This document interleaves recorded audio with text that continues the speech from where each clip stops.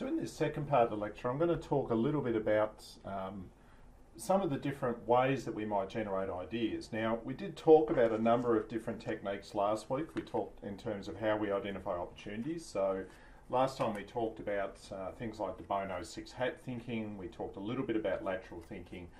We talked a little bit about some of those other things like brainstorming. So what I'm going to do here is focus on some of the other approaches to idea generation that we hadn't talked about previously, and just sort of go through in a bit of detail about what some of these approaches might look like. Again, in the textbook there's a pretty good coverage of the different approaches that we have to idea generation, and I'd encourage you to really go and have a look at those as possible sources for coming up with new ideas. So we can leave idea generation to chance. We can think, well, you know, if we are lucky, we'll come up with a new idea. And look, that does happen. You know, every now and again, people have flashes of inspiration, and they're able to turn those inspirations into, you know, some sort of meaningful product idea. The problem is, though, if you leave things to chance, chances are things won't happen. And so it's really important from time to time that organisations do have formal processes in place that help teams and individuals to come up with creative new ideas. And so we need to make sure that as an organisation we value the idea generation process, and we think about some of the different creative techniques that we can have as an organisation that will allow us to think about different approaches to idea generation and to come up with new concepts or ideas that we think might be useful for our organisation. Now, this is not an easy process.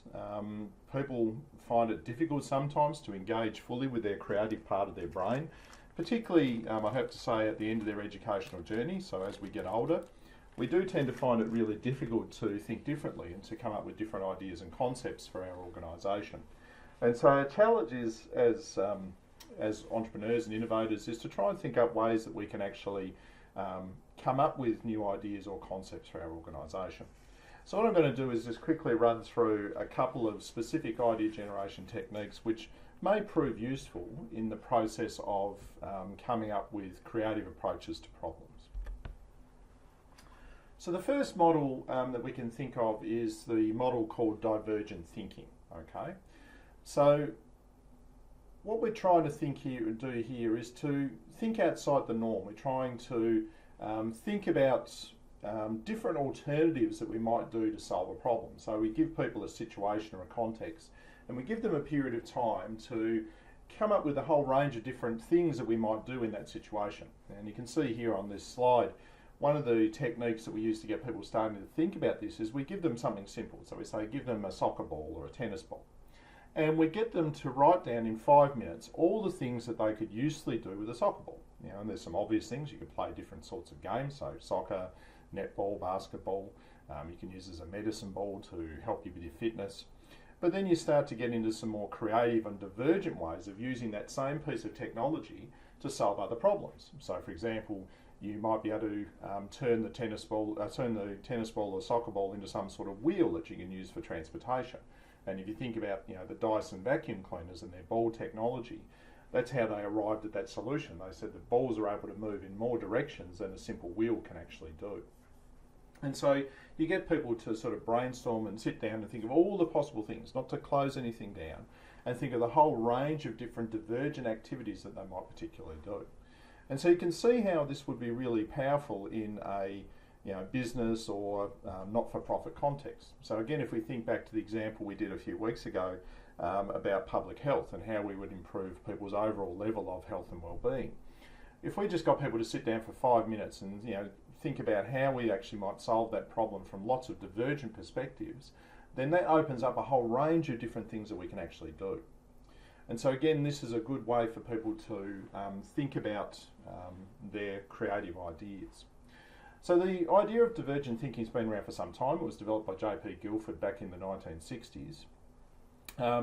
And Guilford said that when we're thinking about creativity, we're thinking about creativity across four dimensions or 4 attributes. And what we're trying to do when we engage in these processes of creative thinking is trying to get people in touch with these 4 different approaches. So we need to think about the notion of fluency. So fluency is a measure of how many usable answers we're actually able to give. So the quantity of ideas that a person is actually able to come up with. Remember that more does not always equal better. So really we're not making a judgment here, we're just trying to generate more ideas. Originality. So originality refers to how novel or different these ideas and how they diverge from what we're actually able to think about in the past. We need to think about flexibility.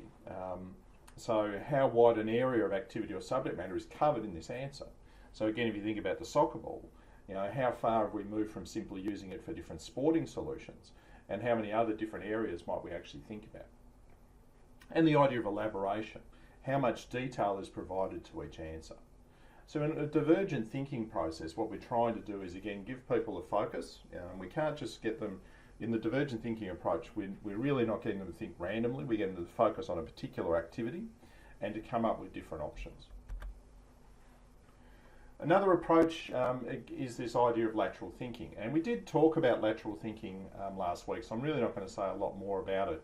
Probably just to reiterate that for me, I'm a really firm believer that creativity and lateral thinking do go hand in hand, and that if you are trying to build your own ability to come up with creative solutions to problems, then I would encourage you to have a look at the lateral thinking approach.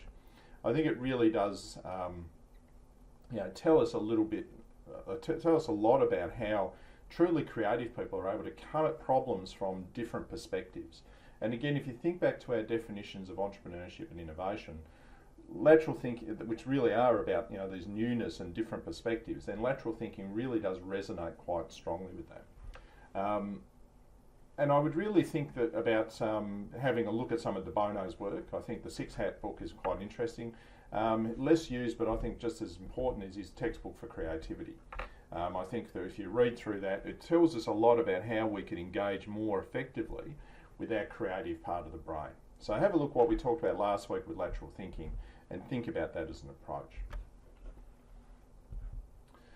A third approach to creative thinking, and again this is just a model that you might use within individuals or groups, is the remote association test. Okay, so a remote association test involves taking three apparently unrelated words or concepts and generating a fourth element or answer that connects all three together.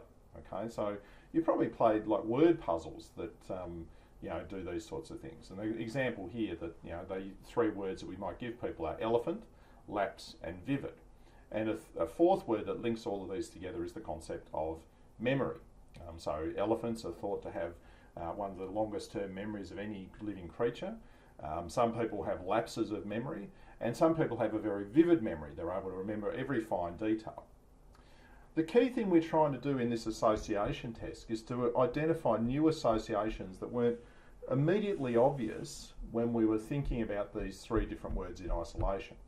And so by looking at associations, by looking how different words or concepts relate to each other, we're able to come up with, again, these new approaches to understanding. So if you think about these three words, sun, lamp, and dawn, what is an association that we might see that links all of those three different ideas together? Again, that might give us a product solution that enables us to actually pull these ideas together and to come up with a new product. So again, have a look at the stuff on the remote association test. Again, I think it's a really powerful tool, and it's quite interesting to see what different associations people will actually pull together. Another similar test that we can use is the Torrance test of creative thinking. And this was developed by Ellis Torrance again back in the 1960s. And it's really designed to provide a more accurate assessment of people's creative abilities rather than their just general IQ score. And one of the, again, a bit like the association test, one of the things that the Torrance model does is it gets people to look at half-complete drawings or rudimentary drawings or shapes, and again to think through all the different possible actions that or products that might be actually related to those particular lines. Again, it's getting people to tap into the sort of a subconscious creative part of their brain that they might not normally use or think of when they're actually coming up with ideas. And so if you look at that picture over on the side there, and we start thinking through what are some of the different products or different things that we might see when we look at that particular figure. I mean, one of the most obvious ones to me is we see the edging of a table, and so those sort of lines come together to provide that sort of image. You could also see a bus shelter or simple shelter or a veranda on a house actually represented in those. So again, when you look at images like these, again, what it's trying to do is to get you in touch with a more creative part of the human mind. Again, we talked a little bit about this last week, but I just want to talk about the concept of mind mapping. So mind mapping really involves generating diagrams to help us visually put together or organise our ideas. So if we're thinking about an idea like transportation, okay, so we might do an association test and find all the different words or concepts that come together with the word transportation for us. And then we might try and map out how we think those different concepts actually link together. And by constructing a mind map, what we're able to do is then identify again all the different attributes of that particular problem of interest and all the possible solutions that we might have for dealing with that particular problem. So, our mind is quite a complex space. And by identifying the major and minor relationships that exist between concepts in our own mind, we're able to get a better handle on our thinking, and we're able to get a much better picture of what some of the new ideas and solutions might be to issues we face in business.